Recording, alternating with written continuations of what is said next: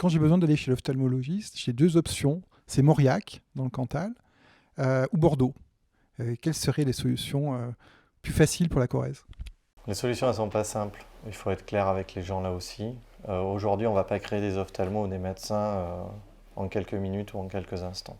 Je crois que nous, on est dans la logique du décloisonnement total de l'hôpital et de la médecine de ville, et je crois très sincèrement.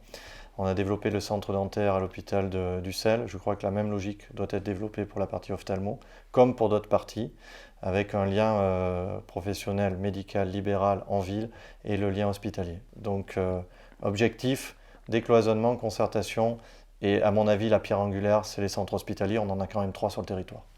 On a un manque de personnel soignant sur le terrain malgré un Ségur de la santé qui a ouvert des places en institut de formation, aussi bien les IFAS, les IFSI, etc.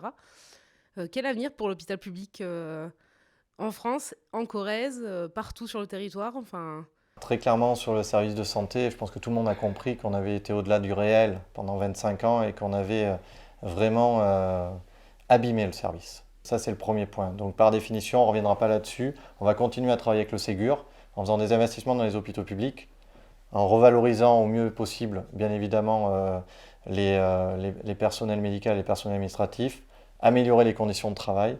Donc ça, c'est la pierre angulaire de la continuité des Ségur, et ça, c'est marqué très clairement dans la volonté du président de la République et bien évidemment de la majorité qui sera constituée. Après, un autre élément qui est assez important et qu'il ne faut pas oublier, c'est que l'hôpital public, dans un territoire, est la pierre angulaire de l'ensemble de la médecine. Sans hôpital public à proximité, vous n'avez pas d'autre médecine. Donc par définition, aujourd'hui en aménagement du territoire, c'est un outil indispensable. Donc ce sera un des éléments forts de la politique de la santé future.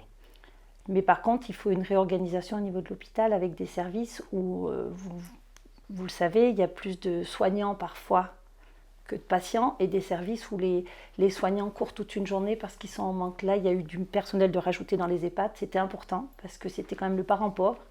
Il y a certains services qui sont en grosse difficulté et d'autres où peut-être il y a des organisations à revoir aussi.